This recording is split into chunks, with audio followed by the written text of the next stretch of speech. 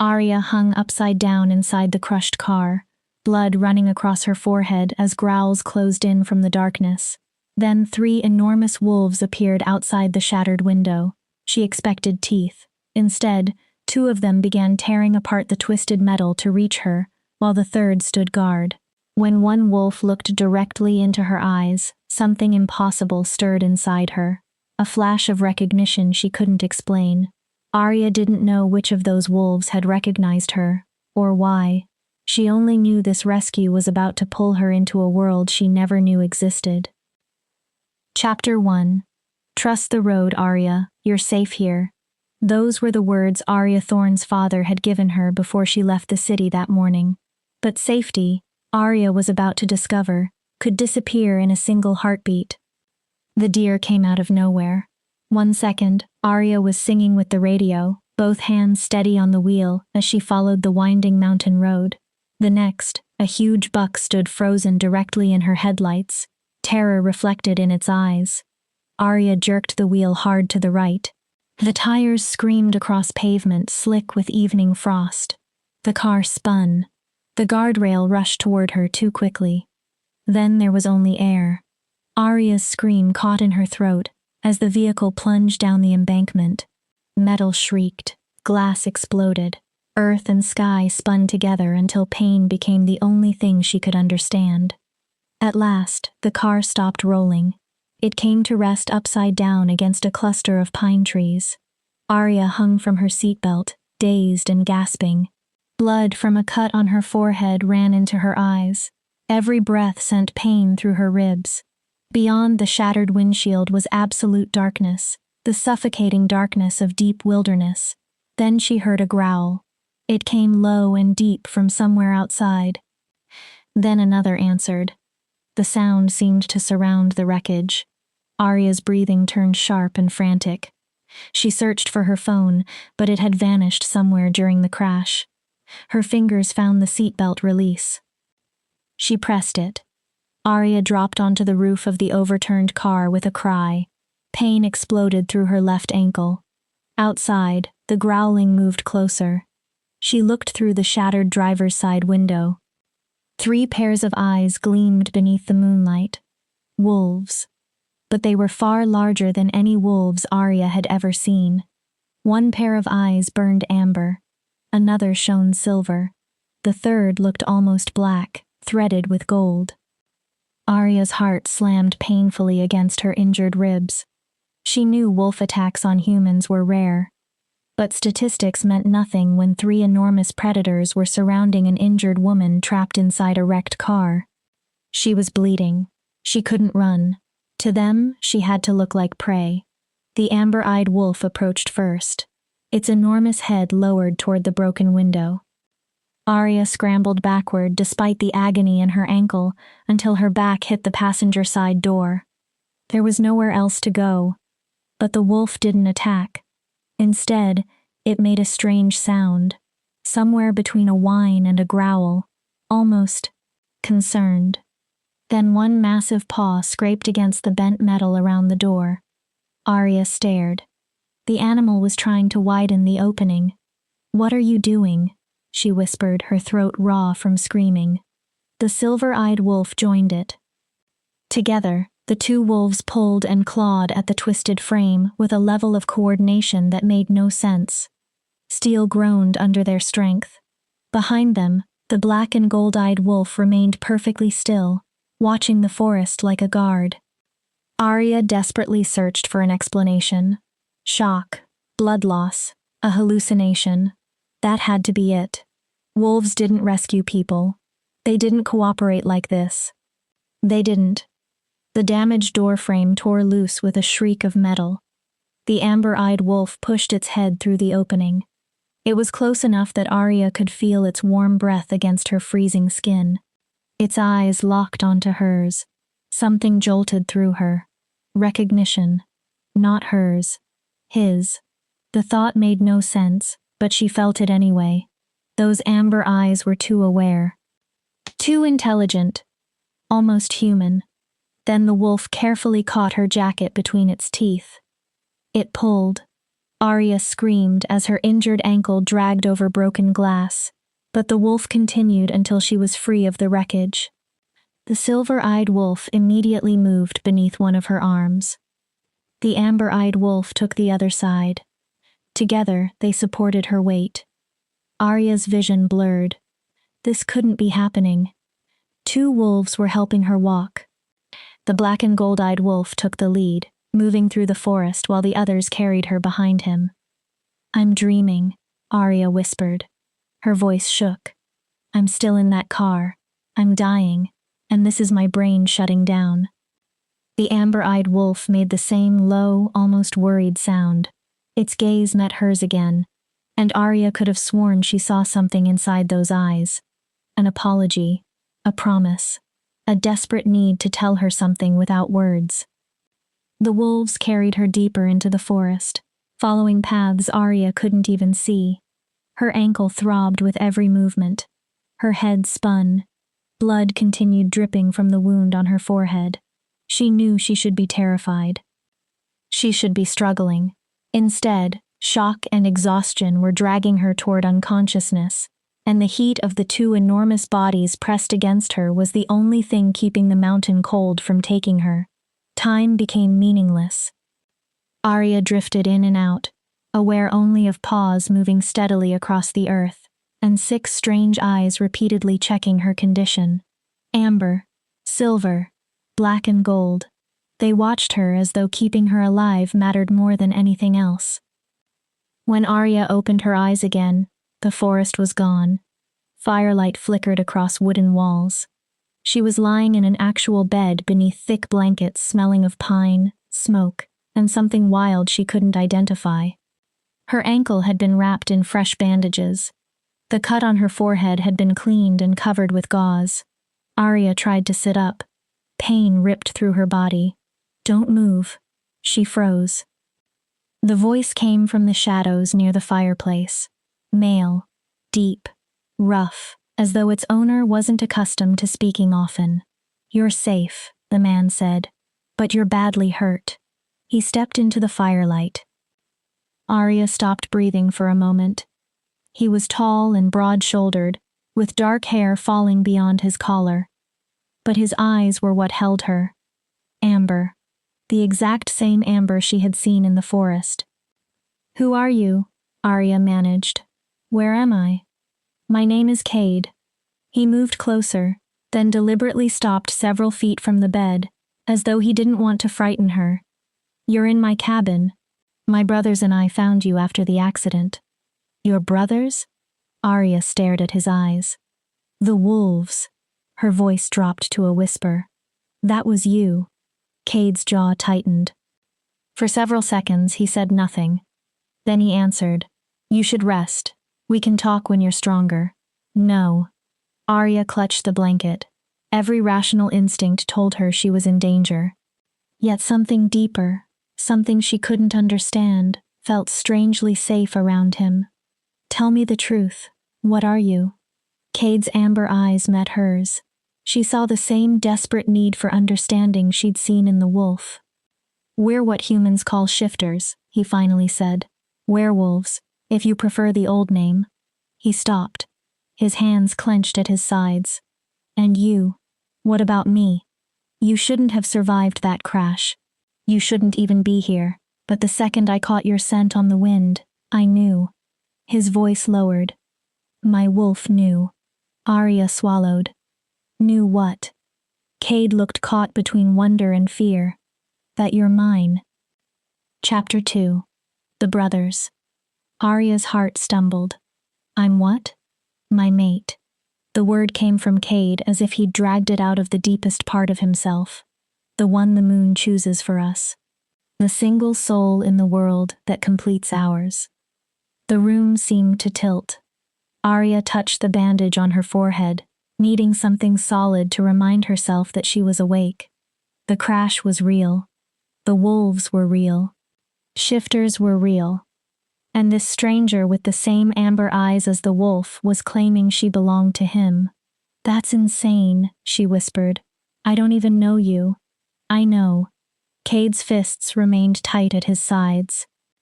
I know how this sounds. I know what you must be thinking. But the mate bond doesn't ask permission. It simply exists. Before Arya could answer, the cabin door opened. 2 men entered. She recognized them instantly. Not their faces. Their eyes. Silver. And black threaded with gold. The silver-eyed man was slimmer than Cade, with ash-blonde hair and sharp, almost beautiful features hardened by a serious expression. He carried an armful of firewood, but his attention immediately went to Arya. "She's awake," he said in a cool, measured voice. "Good. Her vitals were worrying me." The third man was enormous, even larger than Cade. His dark hair was tied back, exposing a hard face marked by a thin scar over his left cheekbone. He said nothing. His black and gold gaze alone was intense enough to make Arya's breath catch. "My brothers," Cade said. "Ash, our healer. And Riker." Cade glanced toward the huge man. "Riker keeps us alive." Arya stared at all 3. "You were the wolves, all 3 of you. You pulled me out of the car." Ash placed the firewood beside the hearth. "Your vehicle was leaking fuel. Another few minutes and it would have caught fire. We didn't have a choice." "No choice except revealing yourselves to a human," Arya said. Her thoughts raced as the implications settled in. "Isn't that dangerous?" "I've heard the legends. Your kind is supposed to stay hidden." Riker finally spoke. His voice was a deep rumble. "She asks good questions." "Too good," Ash replied. He approached the bed and reached toward Arya's wrist. She jerked away. Ash immediately stopped and lifted his hands. "I need to check your pulse. You lost blood, and you may have a concussion." Arya looked at Cade. He gave her a small, reassuring nod. Reluctantly, she extended her arm. Ash pressed cool fingers against her wrist, his manner professional and detached. "Fast," he murmured, "but steady. That's encouraging." He pulled a small flashlight from his pocket. "Follow the light." Arya obeyed while he checked her pupils. Up close, Ash's silver eyes were almost colorless, with darker lines running through them like fractures in ice. "The concussion is mild," he concluded. "Your ankle is sprained, not broken, and the head wound looks more dramatic than it is. Scalp injuries bleed heavily. With rest, you'll recover." "How long?" "At least a week, possibly 2 before you're walking normally." Panic entered Arya's voice. "I can't stay here for 2 weeks. I have work, an apartment. My father is going to panic when I don't call." "Your phone was destroyed," Cade said gently, "and the closest town is 40 miles from here. There's no cell service in these mountains." Arya's chest tightened. "Then, take me to town. Take me to a hospital. I can call my father from." "No hospitals." Riker's answer cut through the room. He stepped closer, his body blocking part of the firelight. "The questions would expose us." He paused. "And you?" "Me?" Arya gave a bitter laugh. "What is that supposed to mean?" Cade moved between Riker and the bed. The protective gesture didn't escape her notice. "He means that once anyone knows you've seen us, once you tell anyone what we are, you become a target." "A target for who?" "Hunters. There are organizations devoted to finding shifters. They have money, weapons, and no mercy. They'd torture you for information and kill you afterward so you couldn't talk." Arya stared at him. "So I'm a prisoner?" "No." Cade's amber eyes flashed. "You're protected. Is there really a difference?" She refused to look away. "Because from where I'm lying, my choices are, stay here and protect your secret, or leave and die." Ash exchanged a glance with Riker. A silent conversation passed between them. Finally, Ash spoke. "The mate bond makes this more complicated. Cade's wolf recognized you. We can't simply pretend that didn't happen." "Then explain it to me." Arya forced herself more upright despite the pain in her ribs. "What does this bond actually mean?" Cade sat in a chair beside the bed, but kept careful distance between them. "It means the wolf inside me chose you as its other half. It's beyond attraction, beyond ordinary love. It's something deeper. My wolf will do anything to keep you safe, stay near you, to... He stopped. His fingers tightened around the chair until the wood creaked. To what? Arya asked. Claim you, Riker answered for him. Mark you as pack, as his. A chill moved over Arya's skin. And if I don't want that? Silence filled the cabin. When Cade finally spoke, his voice was rough. Then I'll fight my wolf every day for the rest of my life, and as soon as you're healed, you'll be free to leave. He held her gaze. I swear it. Arya heard the truth. She also heard the cost. He wasn't threatening her. He was giving her a choice, even though that choice might destroy him. Why? She asked quietly. Why would you do that? Cade looked at her, and for one moment his amber eyes seemed impossibly old. Because you deserve to choose your own path, even if it leads away from me. Ash broke the silence. She needs sleep and food. The complexities of mate bonds can wait until she has more strength. Right on cue, Arya's stomach growled. Despite the fear and confusion, she was starving. Cade immediately stood. I'll make soup, something gentle. He left quickly. Arya thought she saw relief on his face. The relief of having something practical to do, instead of sitting there with the possibility of her rejection. Riker stayed near the doorway. His massive arms crossed over his chest. You hurt him. Arya stared at him. I've known him for minutes. I didn't ask for this. No one asks for a mate. Riker's tone became unexpectedly quiet. But some of us wait lifetimes. Cade has waited longer than most. He left before Arya could answer, closing the door with surprising gentleness. Ash remained behind, adjusting the bandage on her ankle. How long? Arya asked. Ash looked up. How long has he waited? Cade is 247 years old. Arya stared at him. In all that time, Ash continued, he's never found his mate. Most of us never do. We live a very long time, and many of us live it alone. He secured the bandage. Until 3 hours ago, Cade had stopped believing he'd ever find you. The words settled heavily over Arya. 247 years. And now she was supposed to be the answer to that loneliness? A random woman who had crashed on the wrong mountain road? I don't believe in fate, she said. Her voice wasn't as certain as she wanted it to be. Ash gathered his supplies. Fate doesn't need you to believe in it. He paused at the door. But Cade meant what he said. He will let you leave. His silver eyes turned serious. Even if it kills him. Then Ash left. Arya remained alone beside the fire, trapped beneath the weight of a choice she had never asked to make. Chapter 3. The First Meal. The soup tasted better than anything Arya could remember eating. The broth was rich, filled with soft vegetables and unfamiliar herbs that seemed to warm her all the way through. Cade had carried it in on a wooden tray with fresh bread and a clay mug of water. After setting the food beside her, he retreated to the far side of the room. Like a wolf determined not to crowd an injured member of its pack. Arya ate slowly. She could feel him watching her. Not hungrily. Protectively. As though he feared she might disappear the moment he looked away. Did you cook this? She asked. Yes. Cade's voice was quiet. Cooking helps me think. It's good. She took another spoonful. Really good. A faint smile appeared on his face. My mother's recipe, she taught me before. The smile vanished. Before what? Before hunters found our pack. Cade's gaze drifted toward the fire. I was 17, by human standards. They attacked at dawn. Silver bullets. Fire. My mother died protecting the younger wolves. My father died, buying time for the rest of us to escape. Arya's spoon stopped halfway to her mouth. I'm sorry. It happened 230 years ago. But the pain in his voice hadn't aged at all. Ash, Riker, and I were the only survivors. We've been running ever since. Staying hidden. staying alive.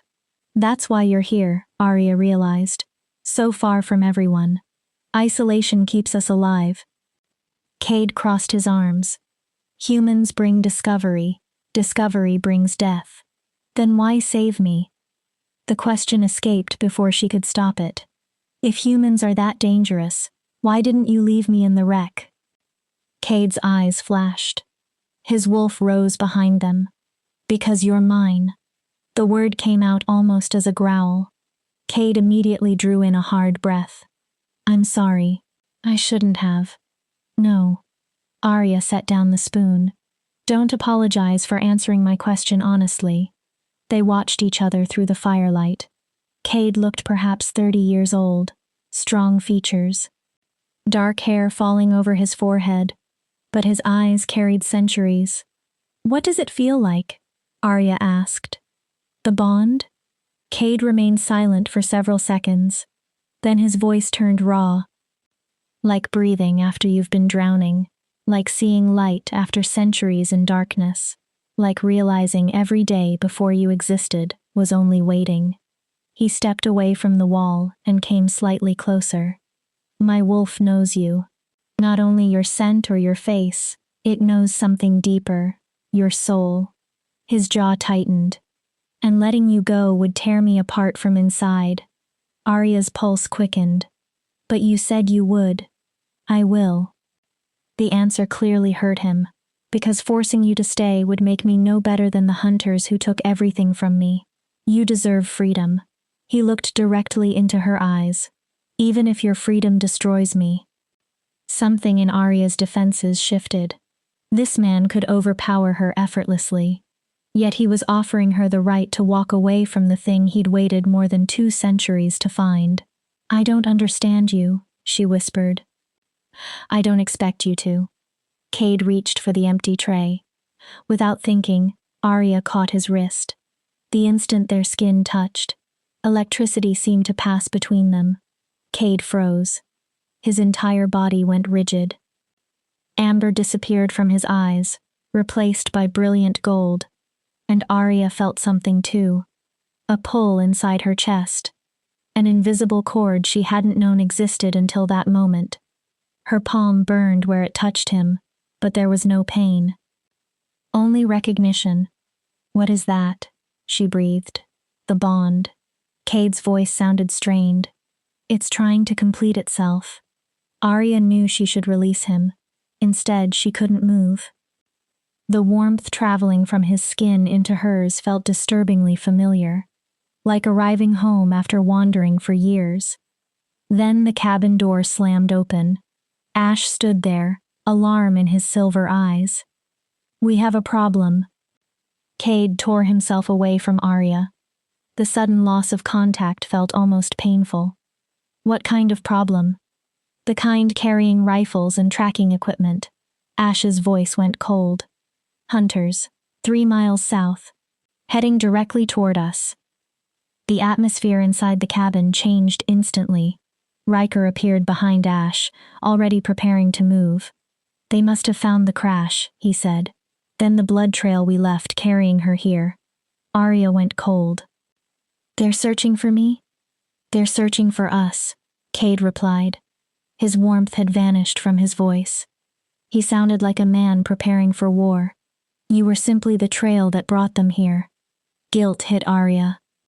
This is my fault, the accident, my blood. No. Cade crossed the room and gently cupped her face. This is what our lives have always been. You didn't create the hunters, Arya. They've hunted our kind for centuries. If not tonight, they would have found us eventually. Riker turned to Ash. How much time? 2 hours. 3 if we're lucky and they stop. Ash began pulling supplies from a cabinet. We need to move her. She can't walk, Cade said. Her ankle. Then, we carry her. Riker was already fastening weapons around his waist, silver-edged knives catching the firelight. There's a cave network 5 miles north. Once we're inside the tunnels, they won't track us. Arya stared at them. You're abandoning this place because of me? We're abandoning it because we'd prefer to remain alive, Ash corrected.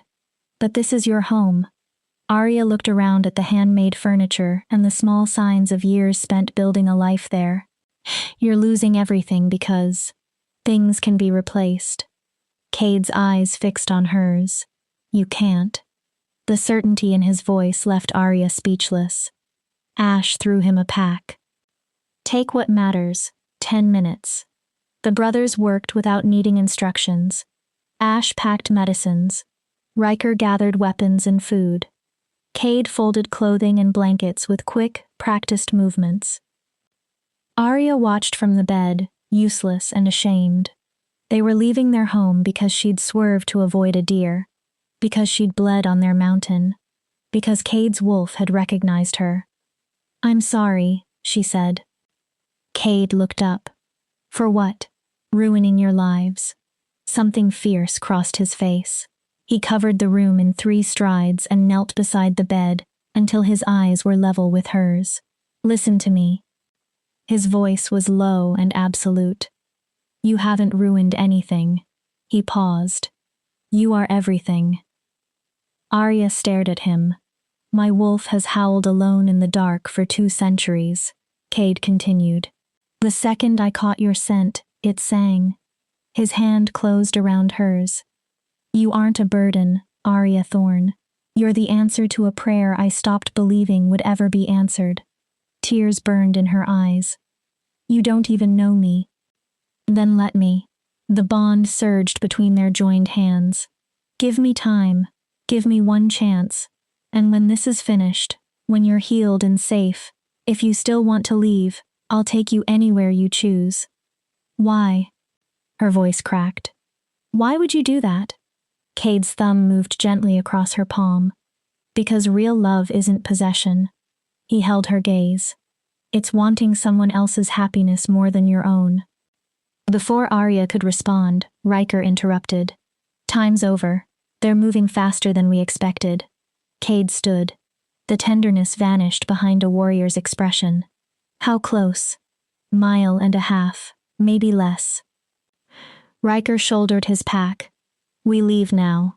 Cade turned back to Arya. Will you trust me? His amber eyes held hers. Will you let us protect you? Arya looked at the 3 brothers. Cade, carrying impossible hope. Ash, calm and practical. Riker, built for violence and already prepared to use it. They were creatures from legends, strangers, monsters, according to every story she'd ever heard. But they had saved her life. And now they were giving up everything they owned to keep her alive. Arya drew a shaking breath. Yes. She nodded. I trust you. Relief broke across Cade's face. He bent and lifted her effortlessly into his arms. Arya instinctively wrapped hers around his neck. The mate bond pulsed between them like something alive. Hold tight, Cade murmured near her hair. This won't be easy. Then they were moving. Ash led. Riker guarded the rear. Cade carried Arya out into the cold night. Behind them, the cabin remained warm and bright among the trees. They would never return to it. The forest closed around them, and somewhere behind, the hunters were coming closer. Chapter 4. The Hunt. Every sound in the forest made Arya's pulse jump. A branch breaking. Leaves shifting. Wind moving between the trees. Cade traveled through the darkness with unnatural grace, keeping Arya steady in his arms even over rough ground. Ash led along trails invisible to her. Riker followed behind, his huge frame disappearing and reappearing between shadows. After half an hour, Cade stopped without warning. What is it? Arya whispered. Quiet. His answer was barely louder than breath. They're close. Ash lifted one hand. Everyone froze. Then Arya heard them. Voices in the distance. Men calling positions to one another. Boots breaking branches. The metallic click of weapons being prepared. They separated, Riker murmured as he appeared beside them. They're covering more ground. How many? Cade asked. I smell 6, Ash said. Possibly 7. Their movement sounds military trained. 6 or 7 armed hunters. 3 wolves. 1 injured human. Arya's stomach tightened. We can't outrun them while carrying her, Riker said. Not unless we shift. Cade's arms tightened around Arya. If I shift, my wolf may refuse to release her. Then we fight. Riker reached toward a knife. No, Ash said instantly. Fighting creates noise. Noise brings the rest of them. We disappear. A branch cracked nearby. A man's shout followed from less than 50 yards away. Flashlight beams swept through the trees. Riker turned. Go. I'll draw them away. Riker, go. He deliberately crashed through brush, creating as much noise as possible. I'll meet you at the caves. He stopped for 1 second. His black and gold gaze went to Arya. And if I don't? Riker looked at Cade. Protect your mate, brother. Then he vanished into the forest. The hunters immediately changed direction. There. Movement. Their voices followed Riker. Ash took off in the opposite direction. This way, fast. Cade followed. Arya pressed her face against his chest, trying not to imagine Riker deliberately leading armed men away from them. He'll survive, Cade murmured. She wasn't sure whether he was comforting her or himself. Riker has survived worse. They ran. Arya clung to Cade, painfully aware that she contributed nothing but weight. Through the mate bond, she felt his heartbeat, his determination, and the wolf beneath his skin raging at anyone who threatened her. 10 minutes passed, then 20. The hunters grew quieter behind them. Hope began to rise. Then Ash stopped so suddenly Cade almost hit him. Blood. His voice dropped. Human. Fresh. They found the body 30 feet farther ahead. A hunter, or what remained of one. His throat had been torn open. Deep claw wounds crossed his chest. The blood was still warm enough to steam in the cold air. Riker? Cade asked. Ash knelt beside the corpse. No. He studied the wounds. Wrong claw pattern. Smaller. His expression hardened.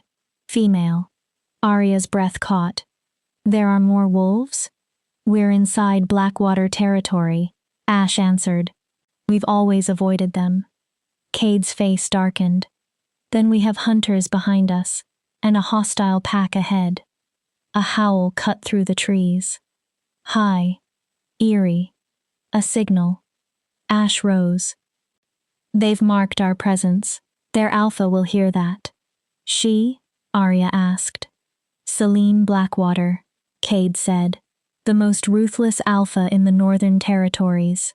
His hold on Arya tightened. Her wolves don't share territory.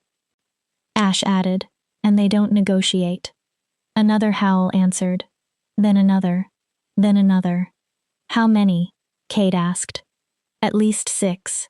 Ash started moving. The caves are our only chance. They pushed harder. Behind them, the howling multiplied into a net slowly closing around them.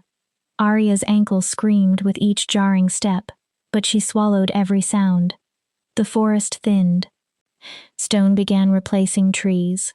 Jagged rock rose from the earth. Ash passed between 2 enormous boulders. A cliff appeared ahead, covered in dark cave openings. Which one? Cade asked. 3rd from the left. It connects with the main tunnels. Ash pointed ahead. The minerals inside should confuse their sense of smell. The entrance was only 10 feet away when 6 wolves emerged from the darkness.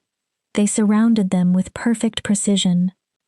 The Blackwater wolves were smaller than Cade, Ash, and Riker in wolf form, but their formation revealed years of hunting together. The largest moved forward. A silver-coated female with pale, ice-colored eyes. Even as a wolf, authority radiated from her. Celine Blackwater. She shifted. The transformation happened so smoothly that Arya gasped. 1 second there was a wolf. The next, a silver-haired woman stood before them, pale skin marked with ritual scars. She showed no concern for her nakedness. Her icy gaze remained fixed on Cade. Trespassers. Her voice was beautiful and cold. In my territory. Then she noticed Arya, with a human. Celine inhaled. Her expression changed. No. A cruel smile touched her lips. Not merely a human. She looked at Cade. She carries the scent of a mate bond. Her smile widened. How inconvenient. Cade carefully placed Arya down and stepped in front of her. We're passing through. We'll be gone before dawn. Passing through? Celine laughed. You arrive with hunters behind you and blood in my territory. Her eyes hardened. You brought war to my doorstep. That requires payment. Ash moved beside Cade. His posture showed respect without surrender. Name your price, Alpha. We'll pay. Celine's gaze moved over Arya. The human. Cade went still. Give her to me, and you may cross my territory unharmed. No. The word came from Cade as a growl. Celine raised one eyebrow. No? She looked almost amused. You would sacrifice your brothers for one fragile human? Cade's amber eyes turned gold. She's my mate, and I'll die before I let anyone take her. The Blackwater wolves moved closer. Celine lifted one hand and stopped them. Your mate. She studied Arya again. Rare, precious. Her smile became cruel and tragic. Celine, Ash began. Do you know what happens to trespassers? Celine spoke almost casually. I offer them a choice. Join my pack and submit to my authority, or die where they stand. She gestured toward Arya. But Cade of no pack, you have a third choice. Cade's voice tightened. What choice? Prove she's worth protecting. Celine stepped closer. Challenge me for passage rights. Win, and you and your brothers cross my land unharmed. Your human lives. She allowed the silence to stretch. Lose, and I take everything. Your life. Your brother's freedom. Her icy gaze settled on Arya. And your mate becomes mine, to use however I choose. Arya grabbed Cade's arm. Don't. There has to be another way. Cade never looked away from Celine. What are the terms? Cade, no, Ash warned. Cade repeated it. What are the terms? Celine smiled. 3 trials. Strength, cunning, will. She moved even closer. Survive all 3, and you've earned passage. Then her expression hardened. I've ruled these mountains for 60 years, Cade. No challenger has ever survived my trials. Her wolves growled with anticipation. Cade looked back at Arya. For one moment, apology and desperate hope filled his amber eyes. Then he faced Celine. I accept. Chapter 5. The First Trial. You're insane. Arya grabbed Cade's shirt. You don't have to do this. Yes, I do. He covered her hand with his. It's the only way to keep you safe. Safe. You could die. Then I'll die protecting my mate. His amber eyes held hers. There are worse ways to die. Celine clapped once. The sound echoed from the cliffs. Touching, but sentiment won't save you. At her gesture, the Blackwater wolves formed a circle around a flat area of stone. The first trial begins now. Ash leaned toward Cade. Her trials are built to kill people. Everyone knows that. There's no shame in running. There is for me. Cade released Arya's hand. Watch her. Cade. Please, brother. His voice cracked. If I fail, take her away from this mountain, as far as you can. Ash's jaw tightened. Finally, he nodded. He helped Arya sit on a boulder beside the circle, supporting her injured ankle. Celine stood at the center. The trial of strength, she announced. Simple and primal. Her eyes fixed on Cade. Shift. Fight me. She smiled. The first to submit or die loses. And yes, I fight to kill. Cade removed his shirt. Arya saw muscle, old scars, and evidence of battles that had happened long before she was born. He had survived more than 2 centuries, but Celine had controlled these mountains for 60 years. How many challengers had died beneath her teeth? Cade. He looked back. Arya forced strength into her voice. Don't you dare die on me. Something fierce flashed in his eyes. Yes, ma'am. Then Cade shifted. It wasn't the slow, grotesque transformation Arya had seen in films. It happened naturally. Fluidly. One moment a man stood before her. The next, an enormous dark wolf stared through amber eyes. Beautiful. Terrifying. Selene shifted as well. Her silver coat caught the moonlight. She was smaller, but her confidence made that difference seem meaningless. This was her territory, her pack, her game. The surrounding wolves began to howl. Then Selene attacked. She struck with shocking speed, diving low toward Cade's throat. He twisted. Her teeth snapped on empty air. She pivoted and slashed his shoulder before jumping beyond his reach. Blood appeared in his fur. Selene circled. Cade watched carefully. He was stronger. She was quicker. She feinted one direction and attacked from the other, catching his foreleg between her teeth. Cade yelped and tore free. She's wearing him down, Ash murmured. Can he beat her? Arya asked. Ash didn't answer immediately. I don't know. His silver eyes never left the fight. I've never seen him fight with this much to lose. Selene attacked again. This time Cade met her head-on. He used his greater weight to slam her against the ground. They rolled through the dirt, fangs flashing. When they separated, both were bleeding. Selene had a deep wound along her side. Cade's shoulder and foreleg were torn. The silver alpha narrowed her eyes. She had underestimated him. Her next attack was faster and far more vicious. She tore at Cade's ear. Claws ripped across his face. But Cade refused to retreat. Arya felt more than his physical pain through the bond. She felt his fear. The fear that he would fail her. The fear that he wasn't enough. The same fear left behind by the pack he'd been unable to save centuries earlier. You're enough, Arya whispered. She knew he couldn't possibly hear her. You're enough. Cade's eyes suddenly found hers across the circle. For one heartbeat, everything seemed still. Then he stumbled. Arya's heart stopped. But something in Cade's posture changed. He was pretending. Selene believed him injured. She lunged for his exposed throat.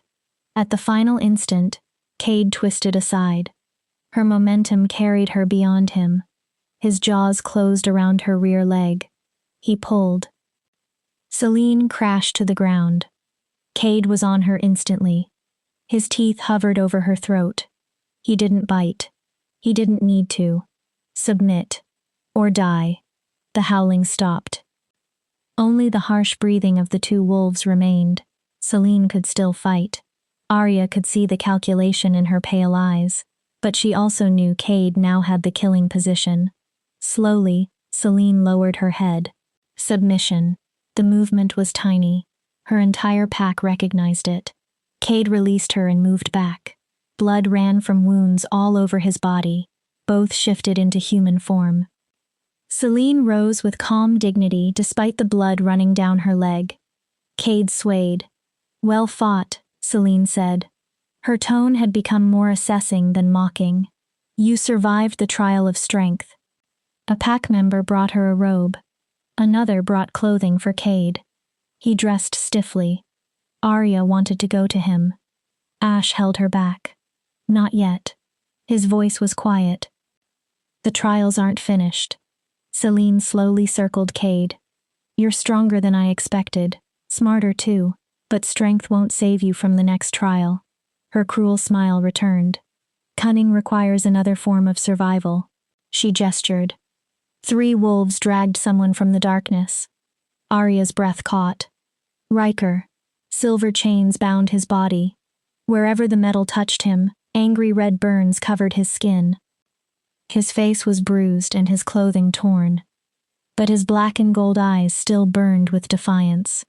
Riker. Cade started toward him. Selene stopped him with one raised hand.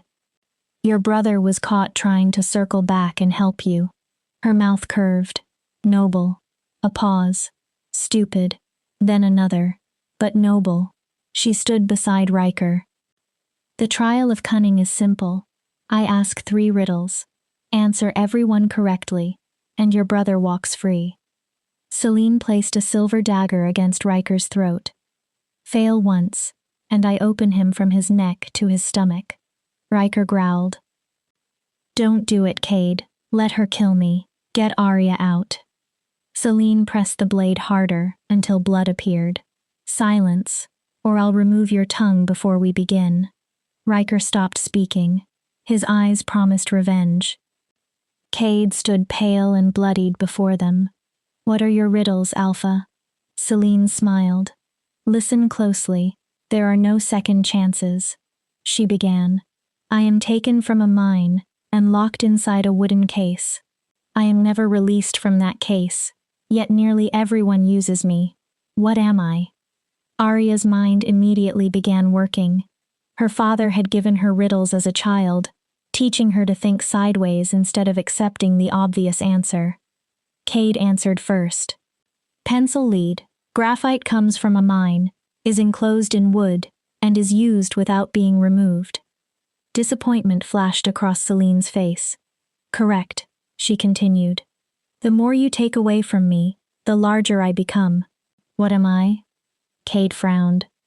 Arya watched him search for the answer, something that grew when material was removed. A hole, Cade said. The more you take out, the bigger it gets. Correct again. Celine's voice turned colder. You're clever. Let's see whether cleverness saves you now. She leaned closer to Riker. The knife never left his throat. Final riddle, and I created this one specifically for you. Every wolf seemed to lean forward. Celine looked directly at Cade. I am what you seek but can never truly possess. I am promised but never delivered. I am dreamed of, yet I destroy you when you finally find me. Her smile vanished. What am I? Cade went blank. This wasn't an ordinary riddle. It was personal, designed not simply to test his mind, but to wound him. Celine pushed the silver blade slightly deeper against Riker's throat. 10 seconds, Wolf. Her voice became almost gentle. Then your brother dies. Chapter 6. The Answer. 9. Cade had gone white. Through the mate bond, Arya felt his panic. Wild. Desperate. What you seek but can never truly have, she thought. Promised but never delivered. Dreamed of, but destructive when found. 8. The silver dagger cut deeper. Riker clenched his jaw without making a sound. His gaze found Cade's. There was no fear in it. Only acceptance, forgiveness, permission. 7. Arya's thoughts raced. This riddle wasn't about an object. It was about pain. What had Cade searched for during 2 centuries of loneliness? What had fate promised him but never delivered? 6. A mate. The thought struck Arya. Was Celine saying the mate bond itself was the answer? That finding the person destined for you eventually destroyed you? That never having one was better than finding one and losing it? 5. Unless Celine expected Arya to reject Cade, unless she believed discovering his mate only to lose her would break him worse than centuries of loneliness. 4. Hope, Arya shouted. Her voice echoed around the stone circle. The answer is hope. Every face turned toward her. Celine's blade stopped. The human speaks? The riddle wasn't asked of you. Arya forced herself to stand. Ash reached for her, but she shook him off. The riddle is about me. She looked at Celine. You're testing whether I understand what I'm doing to him. Arya, Cade warned. Don't. Arya kept speaking. Hope is something you seek but can never truly keep. The moment you finally grasp it, it becomes reality, and reality never perfectly matches the dream. Celine watched her silently. Hope is promised by fate, by instinct, by the voice telling us tomorrow will be better. But hope exists while you're waiting. Arya looked across the arena at Cade. And when the thing you've hoped for finally arrives, it can destroy you. Because what if you aren't enough? What if you fail? What if the dream was safer than reality? No one spoke. Celine studied Arya with new interest. Clever.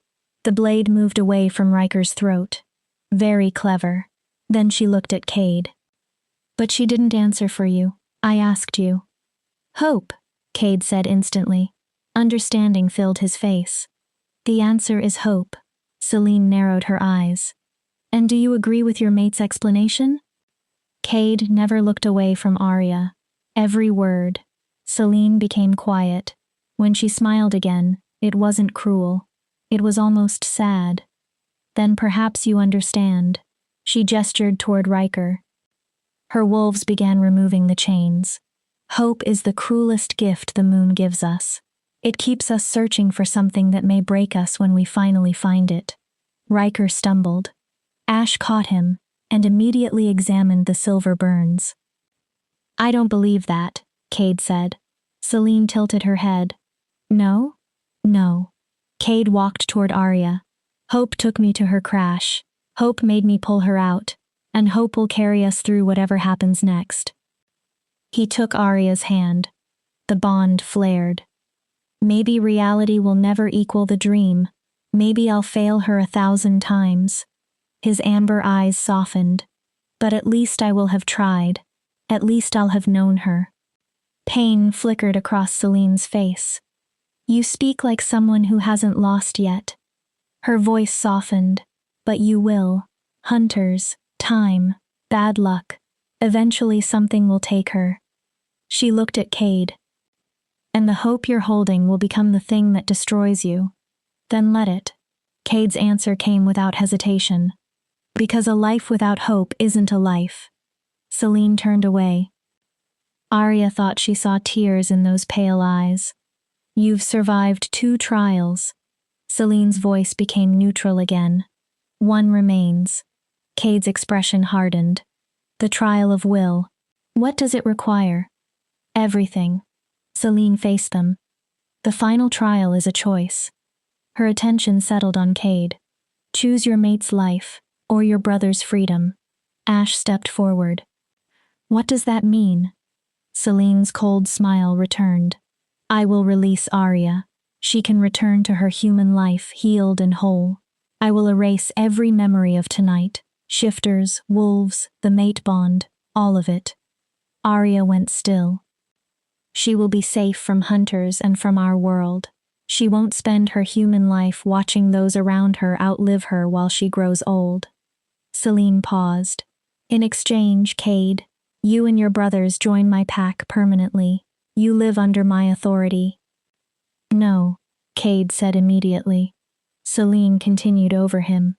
Or Arya remains with you. The bond can complete. She enters our world, marked and hunted. I grant you and your brothers one passage through my territory. Her expression sharpened. But if you keep her, she will suffer. Arya's heart pounded. Every day she remains with you takes her closer to death. The hunters will find her eventually. Riker growled. That's not a choice. That's torture. That's reality, Celine answered. Welcome to the price of hope. Cade tightened his grip around Arya's hand. Through the bond, she felt the conflict tearing through him. Protect her by giving her away. Or keep her and expose her to everything he'd spent centuries fleeing. How long do I have? Cade asked. Until dawn. Celine looked toward the eastern horizon, where gray light had begun appearing. 2 hours. Then she turned away with her wolves. Before disappearing into the forest, she stopped. For what it's worth, Cade. She didn't look back. I hope you choose her freedom. Her voice carried an old wound. Because once, I chose to keep mine. I've regretted it every day since. Then the Blackwater wolves vanished. Riker spoke first. We run now. Run where? Ash asked. She controls the entire mountain. Then we fight. No. Cade's voice stopped both of them. No more fighting. No more running. He let go of Arya and stepped away. Celine is right. Every moment Arya spends with me puts her in danger. The hunters already proved it. Cade, I won't be the reason you die. His voice began to break. My mother died protecting others. My father died buying time for the people he loved. Maybe that's simply what my family does. He pressed his hands against his eyes. We sacrifice ourselves so others can live. Arya felt something crack inside her. You're giving me up. I'm setting you free. Cade looked at her. His eyes were bright. Selene can take your memories. You can return to your life. Your father won't have to worry. You won't spend every day wondering whether hunters are coming. His voice dropped. Maybe this is what love is. Letting go. No. The word came out clear and hard. Everyone looked at Arya. Cade stared. No? No. Arya pushed herself upright despite her ankle. You do not get to choose my future for me. She moved toward him. This is my life, and I'm telling you that I choose you. You don't understand what you're saying. I understand perfectly. Arya closed the distance he'd created. You think pushing me away is protection. It isn't. You're surrendering before we've even begun. Arya, the hunters. They'll still exist if my memories disappear. She cut him off. Did that occur to you? Selene erases my memory. I go back to my human life believing I somehow survived a crash, and I have no idea monsters with rifles are hunting in the mountains. She shook her head. At least beside you, I'll know what I'm fighting. You'll die. Everyone dies, Cade. Arya took both his hands. The question is whether we live first. She held his gaze. I'd rather have 1 year with you, 1 month, 1 day. I'd rather have that than spend an entire safe life wondering what someone erased from me. You're injured. You're not thinking clearly. I've never thought more clearly. Her voice softened. You've spent 200 years losing people. You're so accustomed to grief that you're trying to lose me yourself before someone else can do it. Cade's face tightened. I'm not leaving unless you look me in the eyes and tell me you don't want me. Of course I want you. The confession broke out of him. That's the problem. I want you so badly it terrifies me. Good. Arya pulled him closer. Be terrified. Her voice trembled but didn't fail. Be selfish for once. Choose me, because you can't imagine breathing without me. Isn't that what this bond is supposed to mean? She rested her forehead against his. We're two halves of something neither of us understood before we met. Her breath caught. And I'd rather burn beside you than freeze without you. Silence followed. Ash cleared his throat. She has a compelling argument. A reckless argument, Riker corrected. But approval gleamed in his black and gold eyes. I like her. Cade continued staring at Arya. She felt the battle inside him. Fear against hope. Sacrifice against desire. Please, she whispered. Choose me. Then softer. Choose us. Golden dawn broke across the mountain, and Cade made his decision. Chapter 7. The Betrayal. Cade pulled Arya into his arms and kissed her. There was nothing cautious about it. The kiss was desperate, fierce, tasting of blood, hope, and 200 years of loneliness finally breaking open. The mate bond erupted between them. Arya truly felt it for the first time. Not simply a pull. Completion. Like some part of her had always been searching and had finally recognized home. When they separated, both were breathing hard. I choose you, Cade whispered against her forehead. God help us both. I choose you, Riker grunted. About time. Ash remained practical. We should move. Dawn is here. Selene will want an answer. Almost immediately, the silver alpha emerged from the trees. Her wolves came with her. But something was wrong. The entire pack looked tense. Several kept glancing behind them. You decided? Selene asked. I did. Cade kept Arya close. We stay together. All of us cross your territory. Selene studied them. Then, unexpectedly, she gave them a genuine smile. Sad, but genuine. Good. Ash frowned. Good? That's the answer I hoped you'd choose. Celine's expression sharpened. Because you're going to need one another for what comes next. A branch snapped behind her pack. The wolves spun around. Hackles rose. A man stepped from the trees wearing tactical gear and carrying a rifle. Then another appeared. Then another. Within seconds, 15 armed hunters surrounded them. Every weapon was aimed toward the wolves. Arya went cold. How? I called them. The voice came from behind Celine's wolves. A smaller wolf pushed through the group. It shifted into a young man with narrow features and cold eyes. Last night, while everyone was distracted by your trials, Celine's face turned to ice. Damien, what did you do? What you should have done years ago. Damien walked toward the hunters. These outsiders brought hunters onto our land. They're a threat, so I made an agreement. He looked at Cade and Arya. The hunters take the outsiders and the human. Blackwater keeps its territory. Riker growled. You betrayed your own pack. I saved it. Damien's expression hardened. Celine has ruled for 60 years and made us weak, hiding, avoiding war, letting strangers cross our borders. The old ways are disappearing because she refuses to defend them. One hunter stepped forward, gray hair, cold blue eyes, the kind of face Arya imagined when children spoke about monsters hiding in darkness. He looked like a man who had killed many times and would kill again without hesitation. Captain Eli Thorne, he announced, leader of the Hunters' Coalition. His eyes found Arya. Recognition flickered there. And you must be the girl from the crash, the one my men tracked here. Cade stiffened. Thorne? He looked at Arya. Your surname is Thorne. Captain Thorne smiled. You didn't tell them. Arya stared at him. Tell them what? That your father is one of the greatest shifter hunters in the Northern Territories. Arya's entire body went cold. That you grew up learning skills designed to track and kill werewolves. No. Her voice barely worked. No. My father is Daniel Thorne. He's an accountant. By day. Captain Thorne stepped closer. Several wolves growled.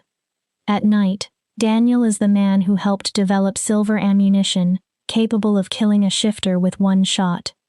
He looked toward Celine. The same man who has hunted Blackwater for 20 years. Celine's pale gaze snapped to Arya. You're his daughter. I didn't know. Arya shook her head. I swear I didn't know. He never told me. Of course not, Captain Thorne said. Daniel wanted you innocent. He believed ignorance would keep you safe. He raised his rifle toward Cade. But then you crashed in shifter territory. His smile became cruel. And bonded yourself to the exact kind of creature your father has spent his life exterminating. The mate bond filled with Cade's shock.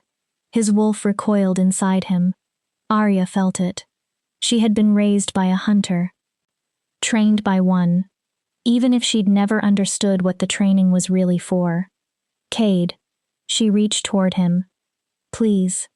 Cade moved backward by only half a step. It felt like a canyon opening between them. Say no.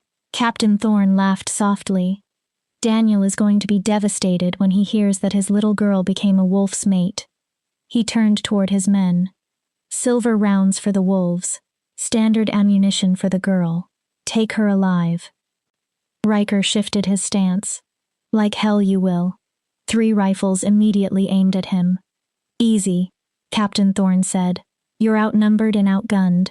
And thanks to Damien, we know exactly how many of you are here, and where you'll try to escape. He glanced at the young wolf. Good work, pup.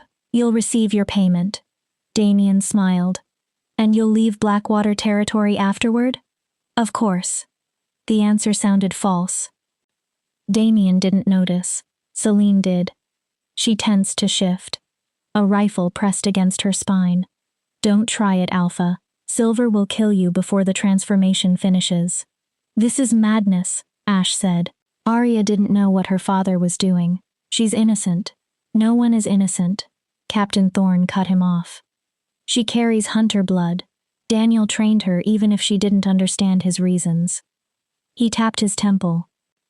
Tracking, survival, combat. It's all inside her. His mouth twisted. Wasted on a girl who fell for a wolf. Arya's thoughts reeled. Her father. Gentle Daniel Thorne. The man who cooked soup whenever she was sick. The man who taught her how to understand the forest. A hunter. A killer. Then the memories came. He had taught her to recognize animal tracks with unusual precision. He insisted she learn self-defense.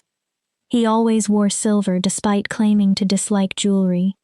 He often returned home late, exhausted from what he called overtime at the accounting office. Oh God. Arya looked at Cade. It's true. The bond that had felt beautiful minutes earlier now seemed poisoned by secrets and blood. I didn't know, she whispered. Cade, I swear. His voice was hollow. Knowing doesn't change what you are. The words cut through her. Captain Thorne lifted one hand. His men prepared to fire. Enough talking. He began the count.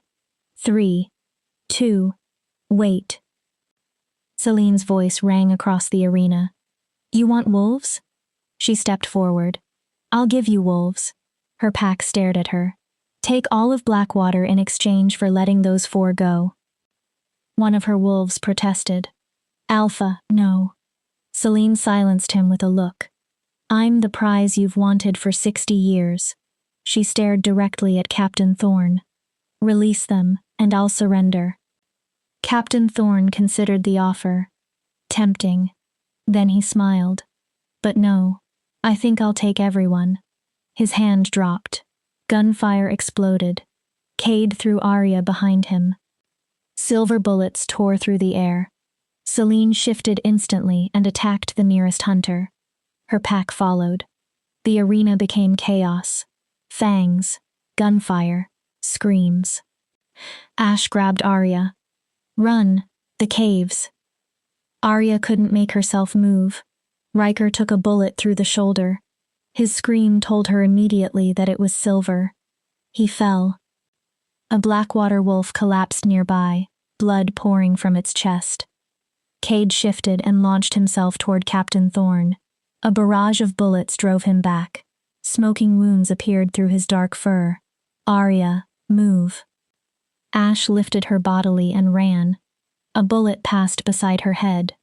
Another struck Ash's leg. He staggered but kept going until they crossed into the darkness of the cave. There, Ash collapsed. Your leg. Normal bullet. He pressed his hand over the wound. I'll heal. His face went pale. But Riker took Silver. He looked toward the entrance. And Cade. His voice broke. We have to help them. Arya looked back.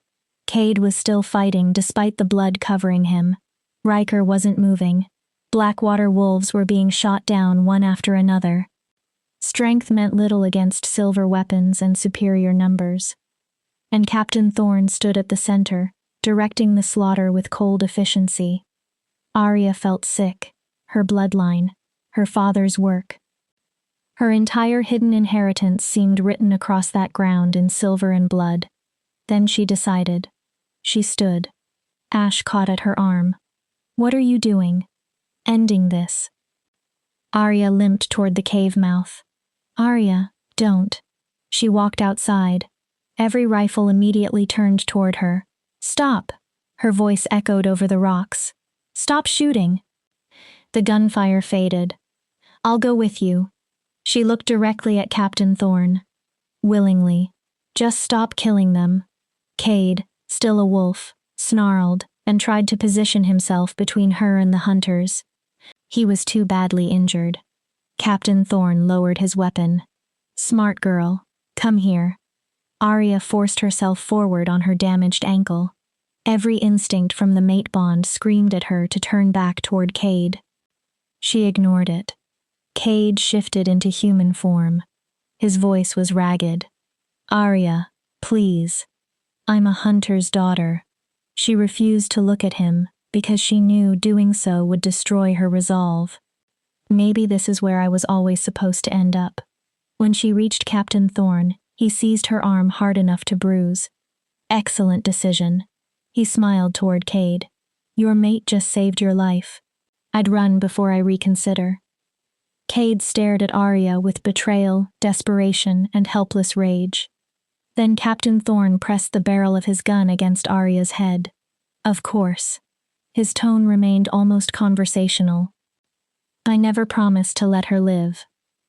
Chapter 8. The Revelation. Wait! The shout came from Damien. The young wolf stared at Captain Thorne with horror. You said you'd only take the outsiders. You said Blackwater would be left alone. I lied. Captain Thorne didn't move the gun from Arya's temple. Did you truly think we'd allow a shifter pack to keep living because one frightened pup betrayed his alpha? He gestured to the hunters. Kill all of them. Then he looked at Damien. Start with the traitor. Damien went pale. But we had a deal. A shot struck him in the chest before he finished. Damien dropped onto the rocks. Blood spread beneath him. His expression remained frozen in disbelief. No deals with monsters, Captain Thorne said. Rule number 1. Selene shifted into human form. Blood covered her silver hair and wounded body. Her pale eyes blazed. You'll die for this. Probably. Captain Thorne shrugged. But not today. He pushed the gun harder against Arya's head. Here's what happens next. Every wolf shifts human, lies down, and allows my men to put silver chains on you. He looked at Cade. Or I shoot this girl in the head, and we finish the rest the difficult way. Cade took one step forward. Release her. She isn't part of this. She's exactly part of this. Captain Thorne's grip tightened. Daniel Thorne's daughter bonded to a wolf. Do you understand what that makes her? He answered himself. A weakness. He smiled. My old friend can't do his work properly while knowing his daughter is playing house with the enemy. Arya's voice stayed remarkably steady. So you'll kill me to make my father a better hunter? I'll kill you because it's merciful. Captain Thorne almost sounded compassionate. You believe this bond is love. It's a curse. He glanced toward Cade. He will die eventually. Silver round, trap, rival pack. Something will kill him. Then you'll live with a wound in your soul that never closes. His blue eyes returned to Arya. I've seen it happen. Death is kinder. The bond pulsed with Cade's anguish. His wolf was screaming inside him. 15 armed men stood between them. Then another voice came from the cave. Or you could lower that weapon before you lose the hand holding it. Everyone turned. A man stood in the shadows, tall and lean. Dark hair streaked with silver. Storm gray eyes. He carried no visible weapon, but danger seemed to radiate from him. Captain Thorne went pale. Impossible. His voice faltered. You're dead. We killed you 20 years ago. You tried. The stranger stepped into the light. Half of his face was covered in burn scars. Claw marks crossed his throat. You came close. His expression remained calm. But I turned out to be more difficult to kill than you expected. Selene inhaled sharply. Ezra. The name changed the remaining Blackwater wolves instantly. Some lowered their heads. Others whimpered. Arya couldn't tell whether they were afraid or overwhelmed. Hello, Selene. For one moment, Ezra's storm-gray eyes softened. It's been a long time. Captain Thorne tightened his grip on Arya. Who is he? Cade answered quietly. Ezra Blackwater. He stared at the newcomer. The previous alpha. Then Cade added, Selene's mate. Selene looked as if the world had stopped. You died. Her voice carried more emotion than Arya had heard from her since meeting her. I watched you burn. You watched me fall, Ezra corrected gently. The burning happened afterward. A faint smile touched his scarred mouth. Apparently, Some of us are too stubborn to die properly. He surveyed the dead and injured Blackwater wolves. I felt the pack bonds breaking. I felt them dying. His gaze hardened. So I came. Captain Thorne recovered some of his confidence. To do what? You're one wolf against 15 hunters. 14. Ezra spoke casually. The man you placed behind the boulder died about 3 minutes ago. Broken neck. Captain Thorne's expression changed. I'm very quiet when I need to be. One hunter ran to check. He returned grimly. Ezra continued. 13, actually. Your 2 rear guards won't be joining us either. He walked forward despite the weapons following him. So now we have an interesting problem. He stopped. Release the girl. Then leave my territory. Ezra's voice became deadly calm. And if you're fortunate, perhaps I'll let you reach the border before I hunt you down. Captain Thorne gave a forced laugh. Your territory? Celine is alpha now. You're a ghost. Am I? Ezra looked at Celine. Would you like to explain, or shall I? Celine met his eyes. 60 years seemed to pass between them in that one look. Grief. Separation. Loneliness. Something she had believed dead, suddenly standing alive before her. The alpha bond never disappeared, she said. Her voice shook. Even when I believed you were dead, I could still feel you. Like part of my body was missing but somehow still there. She drew in a breath. I ruled because you were gone. Her eyes never left Ezra. But I never truly replaced you because you never truly died. Ezra nodded. And now I've returned. He faced the pack. By pack law, I reclaim my position. The surviving Blackwater wolves moved behind him. Their true alpha had returned. Scarred. Half-burned. But alive. Captain Thorne was clearly recalculating. 13 hunters against 1 wolf should have been overwhelming. But Ezra Blackwater had already survived an execution. Last chance, Ezra said. Let her go. Or what? Captain Thorne pressed the gun against Arya again.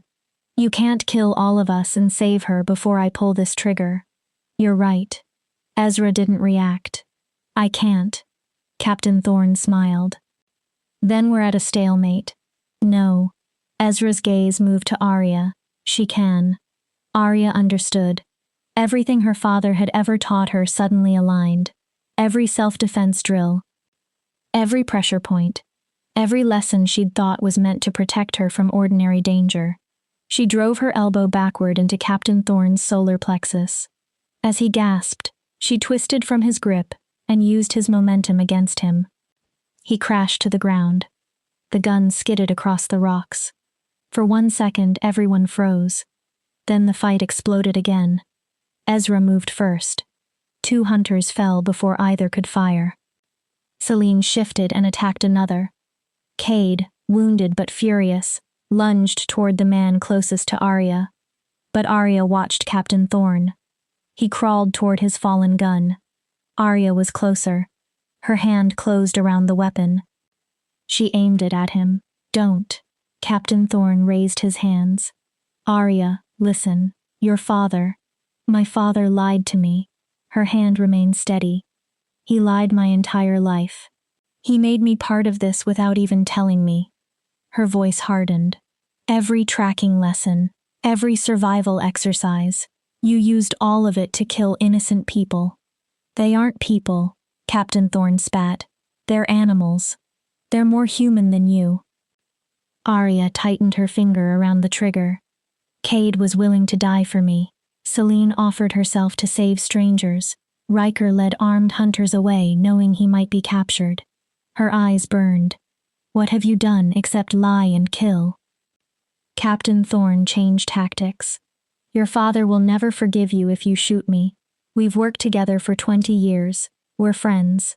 Then maybe my father isn't someone I want in my life. A gunshot thundered across the arena. Arya hadn't fired. Captain Thorne stared at the blood spreading across his chest. Confusion crossed his face. Then he fell forward. Behind him, Ash lowered a smoking rifle he'd taken from a dead hunter. He talked too much, Ash said. Then his wounded leg gave out and he collapsed. The surviving hunters saw their commander dead, and several enraged shifters advancing. They ran. Ezra allowed them to escape. For the moment, silence returned. Only moans and ragged breathing remained. Arya dropped the gun and ran toward Cade. He caught her, despite his injuries. They clung to each other. Through the bond came relief, love, and the overwhelming realization that both were alive. "I'm sorry," Arya whispered against him. "I'm so sorry about my father." "You're not your father." Cade's answer was firm. "His choices belong to him, just as I'm not responsible for every rogue wolf who hurts an innocent person." He touched her face. "You're Arya." His voice softened. "And you're mine, if you still want me." "Always," she breathed. Ezra approached with Celine.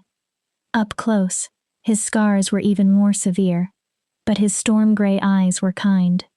"Thank you," Cade said, "for saving us. Thank the girl." Ezra looked at Arya. She disarmed him. A hint of approval appeared. "Impressive. Your father may be a monster, but he trained you well." Arya flinched. Cade immediately tightened his arms around her.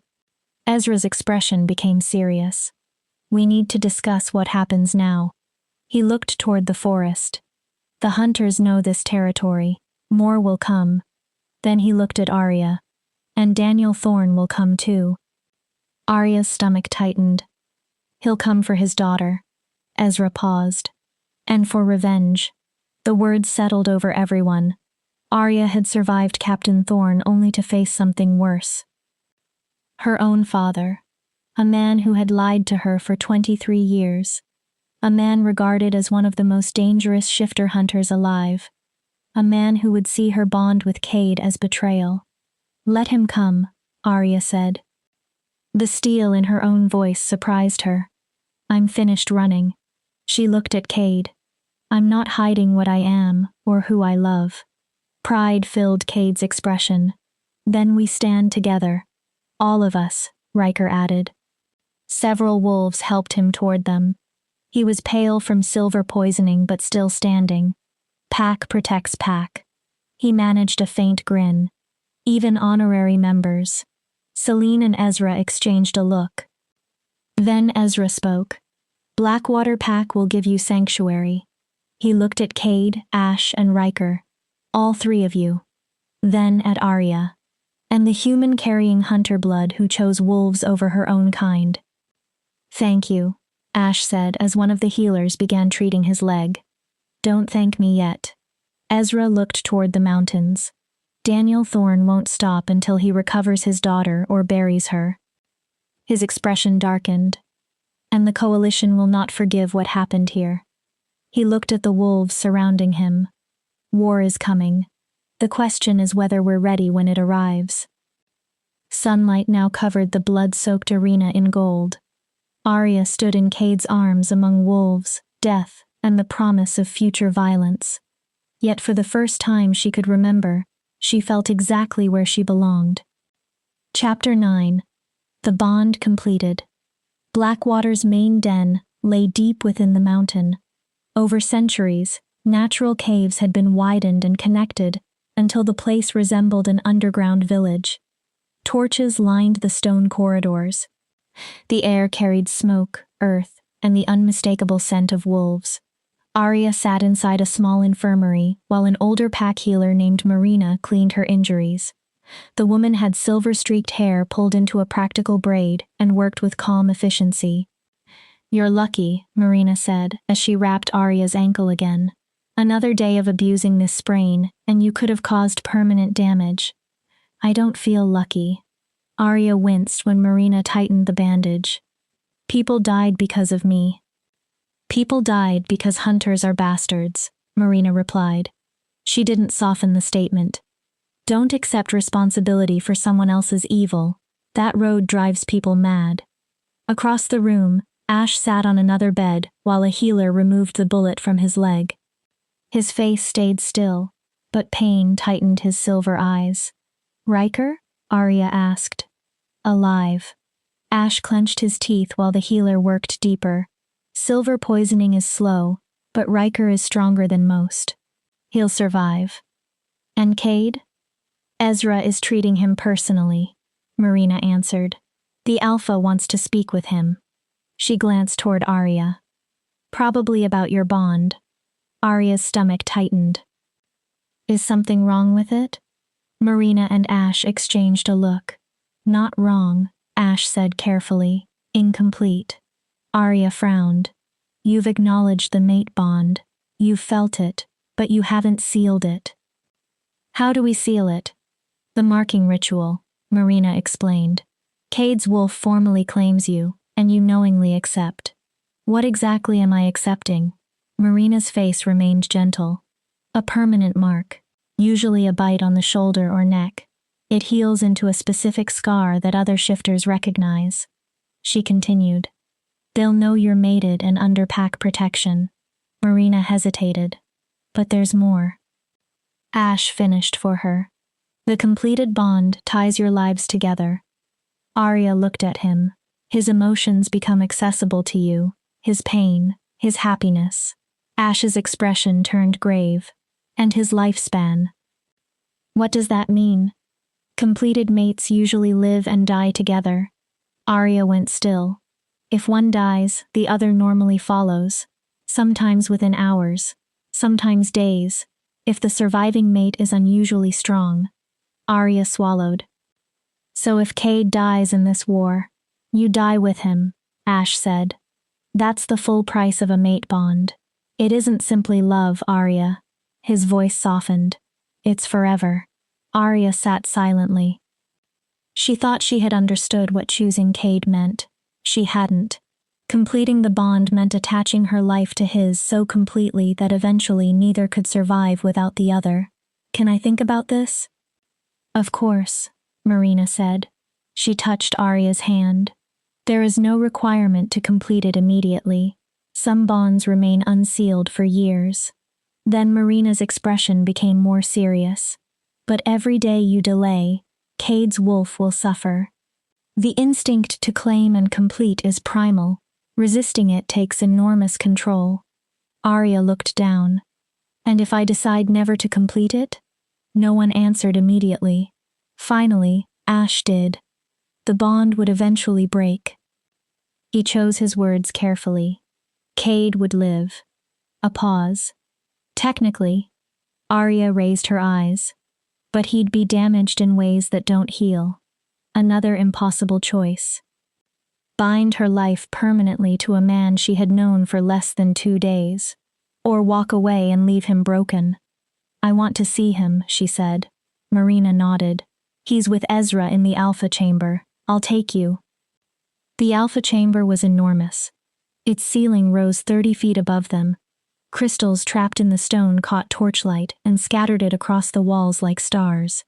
Ezra and Selene stood near the center. Cade stood between them.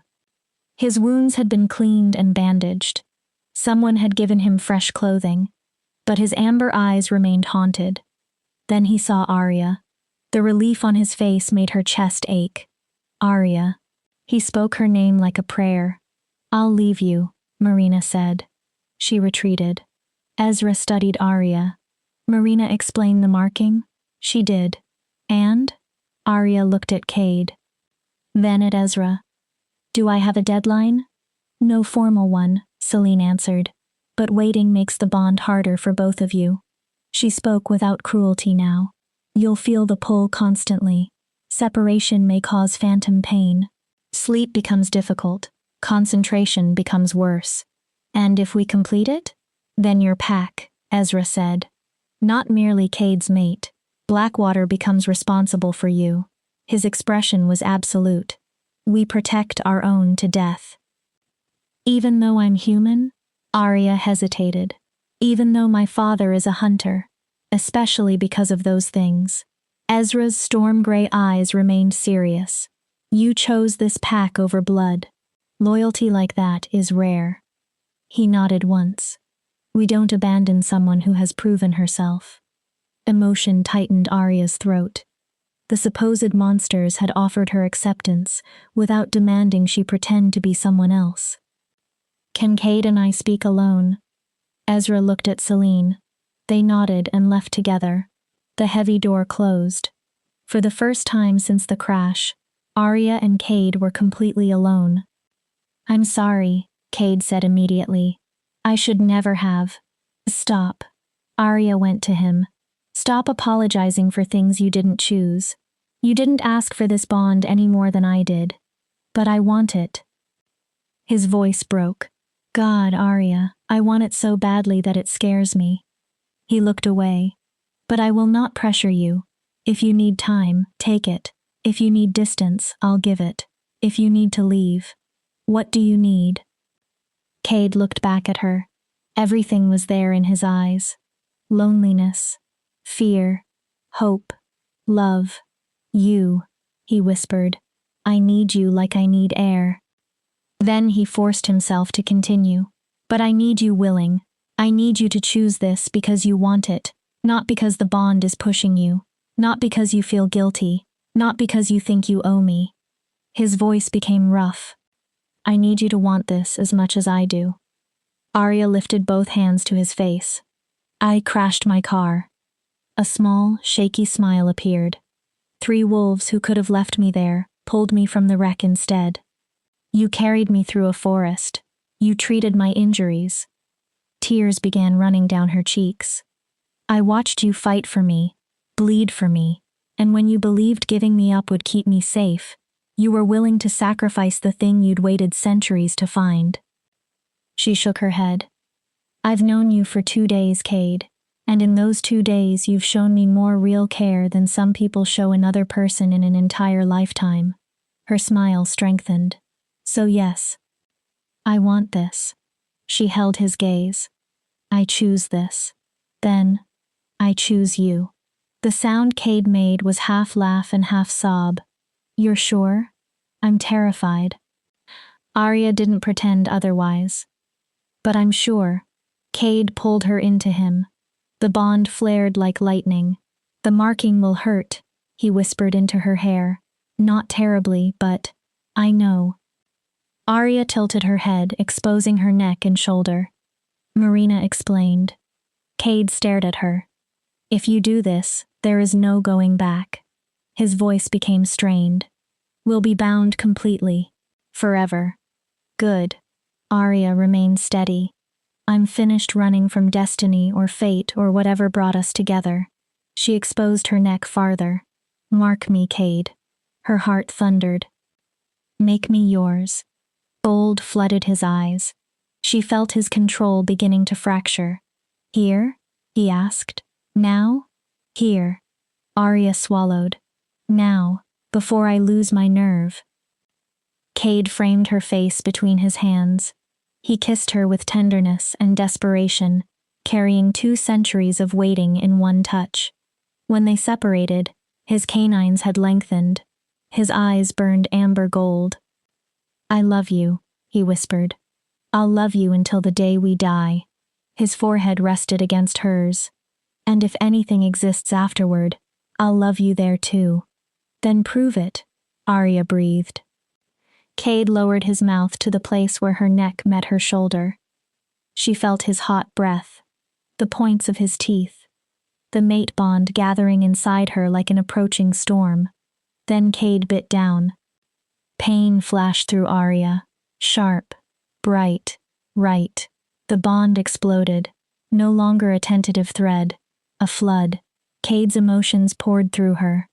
Love, relief, possessive protection, his wolf's triumphant joy. Everything he'd been holding back reached her at once. Something inside Arya changed. Her body remained human. But she could feel Cade differently now. His heartbeat seemed almost as clear as her own. She could feel the Blackwater pack bond spreading outward from Ezra and Celine like a web, and through Cade, her own thread joined it. Arya was pack, completely. When Cade finally lifted his mouth, blood remained on his lips. The wound on her shoulder had already begun closing. She knew the scar would remain forever. "How do you feel?" Cade asked. There was reverence in his voice. Arya considered the question. The pain was fading. Warmth spread from the mark through her body. She felt anchored, connected, complete. Like I've been wandering my entire life, she said softly. And I finally found home. Cade smiled. He kissed her again, gently this time. She tasted her own blood and the salt of his tears. The chamber door opened. Ezra entered with Celine. He saw the bite immediately. It's done. It wasn't really a question. It's done, Cade confirmed. Ezra nodded. Then welcome to Blackwater Pack, Arya Thorne. A faint smile touched his scarred face. May your bond remain strong and your enemies remain foolish. Celine stepped closer and examined the wound. Clean. It will scar well. Her icy eyes softened. You chose courageously. Not many humans would bind themselves to a wolf while a war is beginning. Maybe I'm only stubborn. Stubborn keeps people alive. Celine almost smiled. I like you, Hunter's daughter. You have a spine. A long howl suddenly echoed through the caves. Warning. Ezra's expression changed immediately. The perimeter watch. He turned. Someone is coming. Blackwater wolves began moving through the corridors with practiced speed. Ezra headed toward the entrance with Celine. Cade stayed close to Arya. They reached the main cave. Ash was supporting Riker. Both looked grim. What is it? Cade demanded. Hunters, Riker answered. The silver poisoning had weakened his voice, but not his authority. At least 50. Cade stiffened. Maybe more. Riker looked toward the cave mouth. And they're being led by... A voice echoed from outside. Warm. Familiar. The same voice that had read bedtime stories to Arya. The voice that taught her to recognize deer tracks. The voice that had told her he loved her every day of her childhood. Arya. She stopped breathing. Arya, sweetheart, I know you're in there. Daniel Thorne's voice filled the cave. Come outside.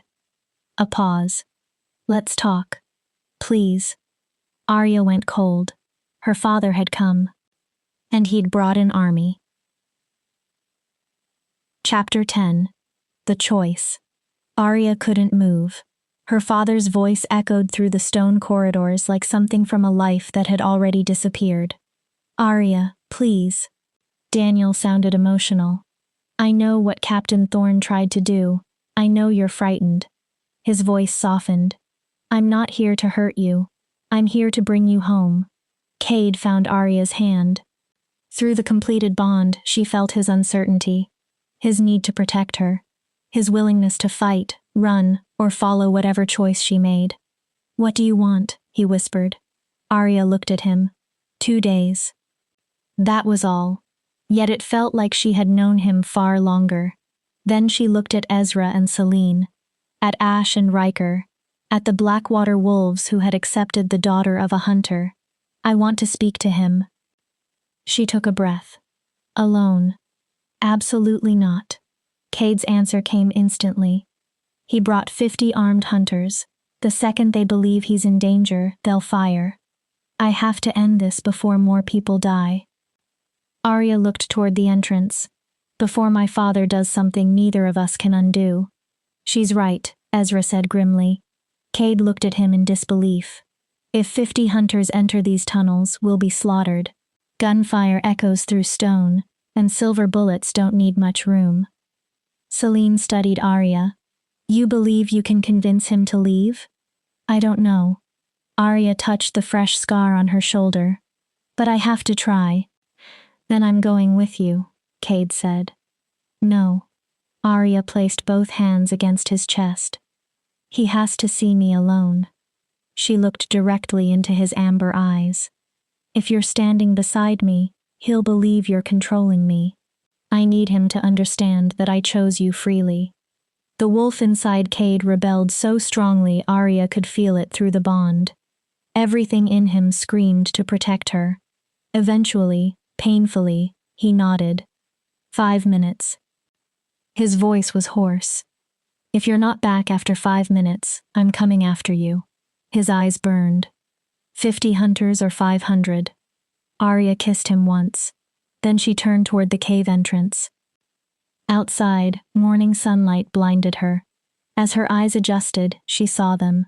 Dozens of armed hunters formed a perimeter around the rocky plateau. Weapons pointed toward the cave. At the center stood her father. Daniel Thorne looked older than she remembered. More gray streaked his sandy hair.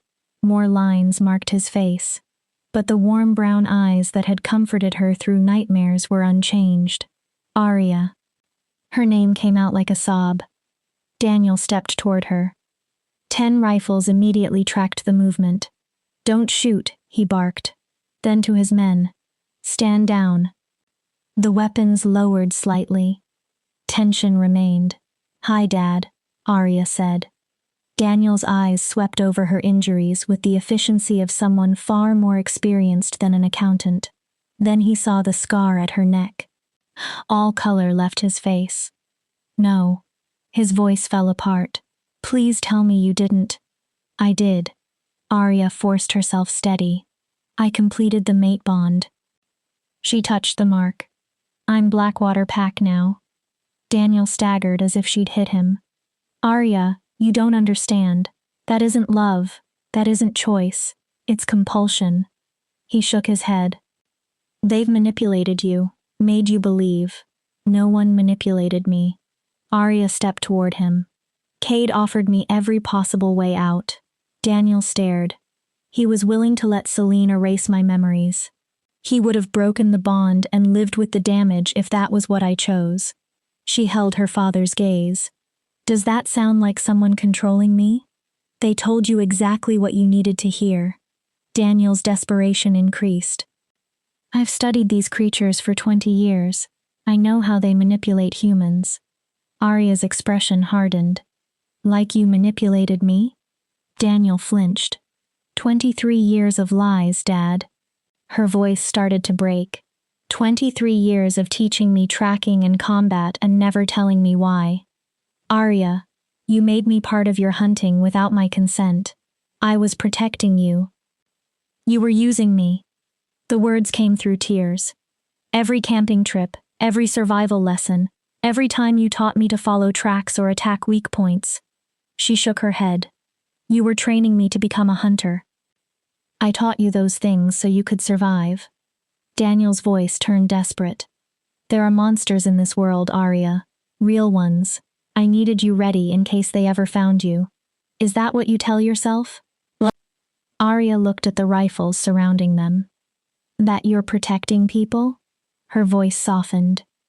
"Because from where I'm standing, you're the monster, Dad." Daniel's jaw tightened. "You kill families. People who've done nothing to you except exist differently. They aren't people." His composure cracked. "They're animals wearing human faces. They kill for sport, territory, pleasure. For survival." Arya interrupted him. "Exactly like humans do." She looked around at his men.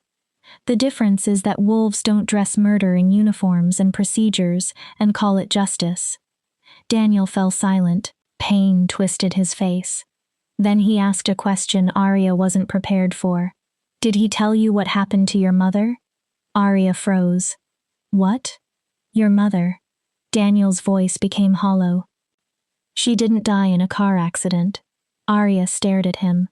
"That was the story I gave you, because you were too young for the truth." He swallowed. "Your mother was killed by a rogue wolf." Arya's world shifted. "No. I watched it happen." Each word seemed to hurt Daniel. "I couldn't save her." He drew a trembling breath. "I wasn't a hunter then.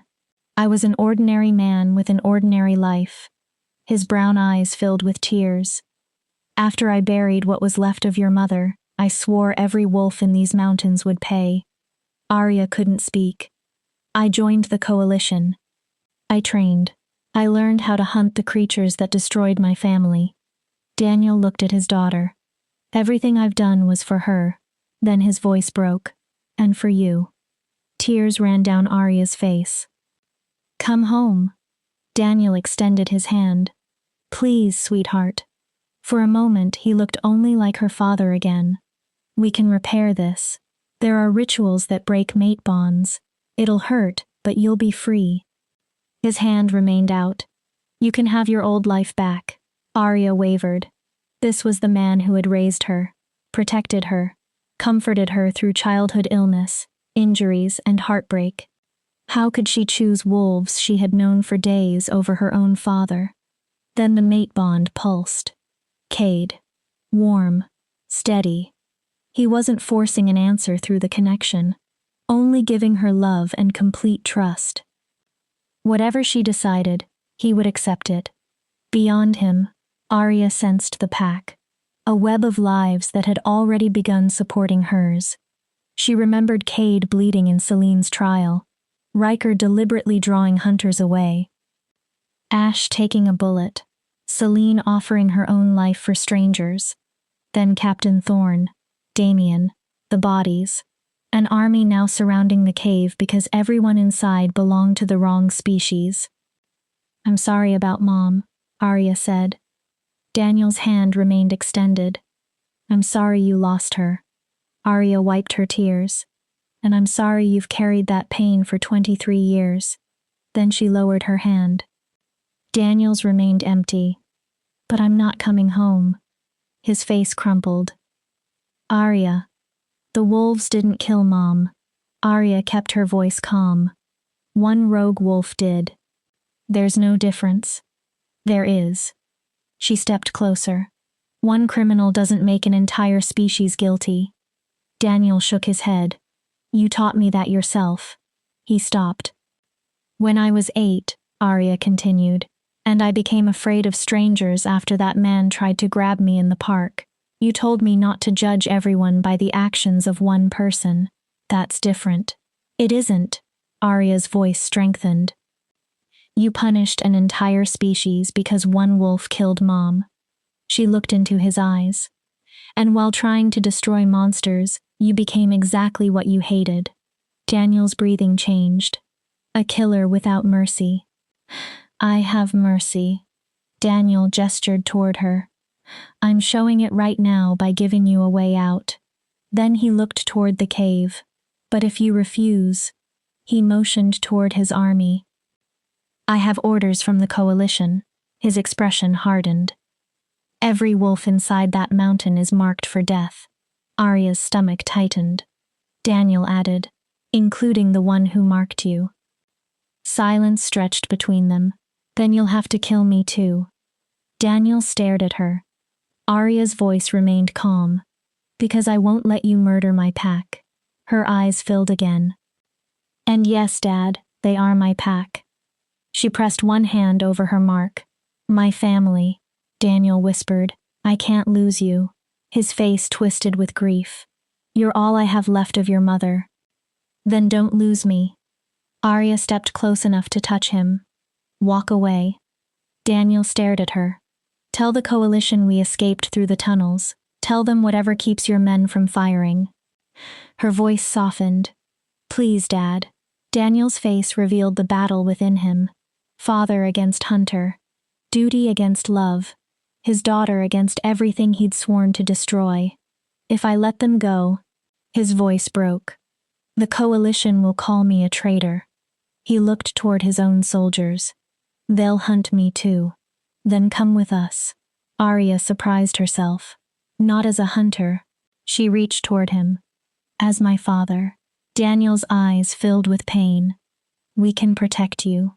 The pack can. I can't. His answer was hollow. I've killed too many of them, Arya. There's too much blood between us. He looked toward the cave. They would never accept me, and I wouldn't blame them. Then what do we do? Arya's voice rose. Stand here until someone gets nervous and starts shooting? Daniel looked past her toward the cave entrance. Then his eyes returned to the permanent mark on his daughter's shoulder. Finally he spoke. I have another daughter. Arya stared at him. What? In the city, Stephanie. He swallowed.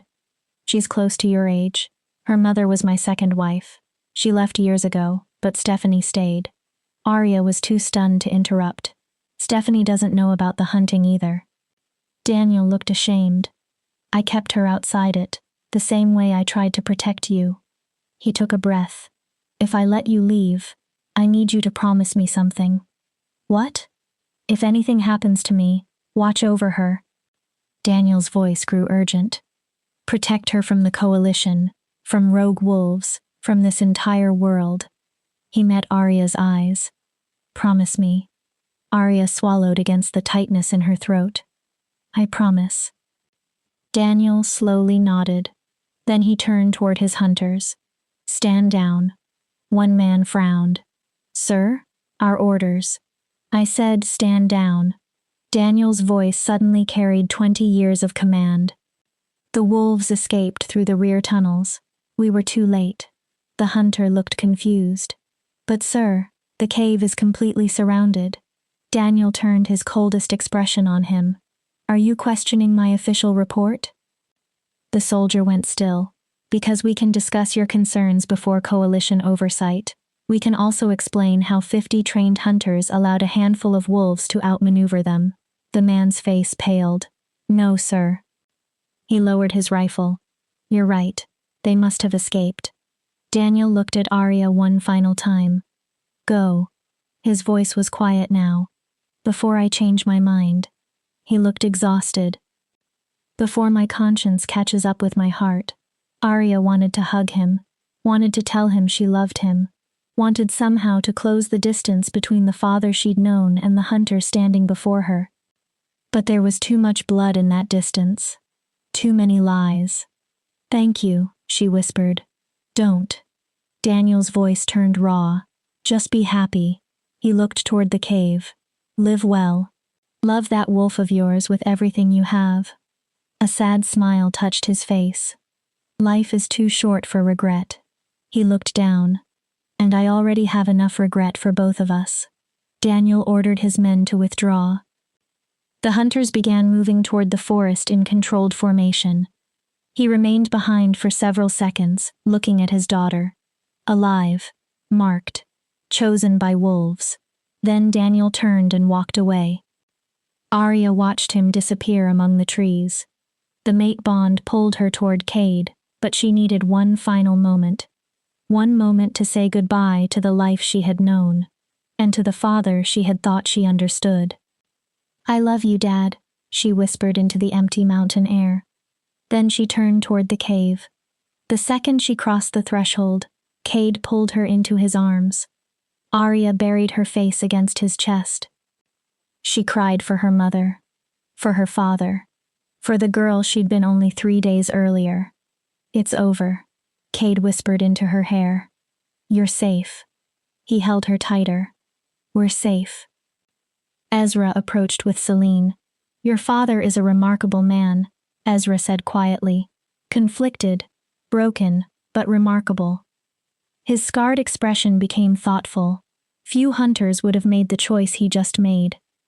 Will he be all right? Arya asked. I don't know. Ezra looked toward the cave entrance. But he gave you something valuable. His storm-gray eyes returned to her. A chance. He paused. Don't waste it. Arya wiped her tears. Around her, black water gathered. Ash, Riker, Marina, warriors, healers, elders, young pups watching the new human member of their pack with wide curiosity. These were her people now, her family. Celine stepped forward. The pack accepts you, Arya Thorne.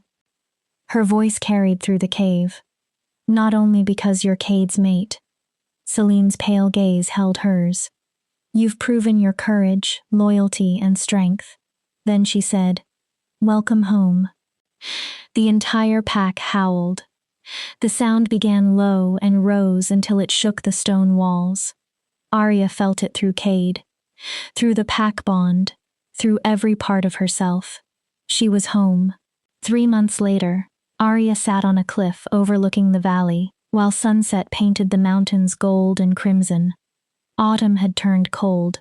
Snow would arrive soon. Cade came out of the forest carrying firewood for their camp. During those 3 months, he had taught Arya to hunt and track, expanding skills her father had begun teaching years earlier. She trained with Blackwater warriors as well. This time, she understood exactly what she was preparing for. Not some unnamed danger. The real threats of the world she'd chosen. Cade sat beside her. "You're thinking too loudly." Arya glanced at him. He smiled. "I can feel it through the bond." She leaned against him. "I received a letter today." Cade felt her tension immediately. From Stephanie. His body stiffened. "My sister." Arya swallowed. "She wants to meet me." Cade waited. "She said our father told her everything before he—" Arya couldn't finish at first. Then she forced out the words. "Before the coalition executed him for treason." Cade pulled her closer. "I'm sorry." "Me too."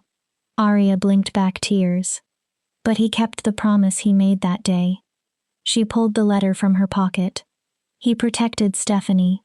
And before he died, he told her how to find me if she ever needed help." Arya unfolded the page and read the final lines again.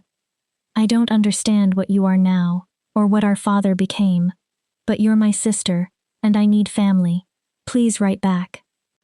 Cade looked at her. "Will you?" Arya gazed over Blackwater territory. Below them, wolves moved across the valley. Training, hunting, living. "Yes." The answer came easily. "Family is still family." She smiled faintly. "Even when it's complicated." Cade kissed her temple.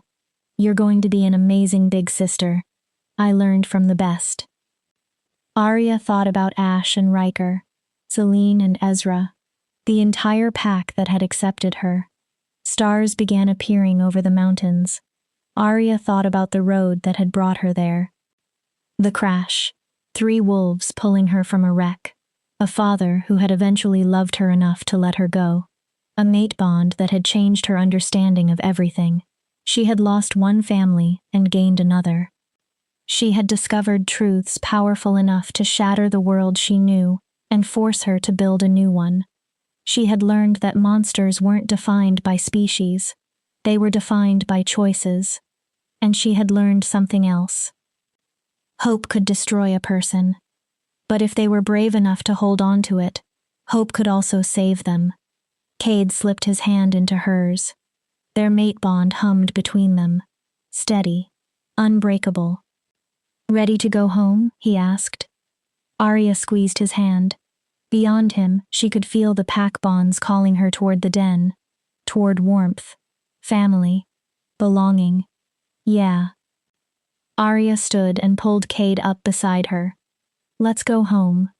Together, Wolf and Hunter's daughter ran into the gathering darkness. 2 souls joined by fate, choice, and love. Toward the future they had fought so hard to claim.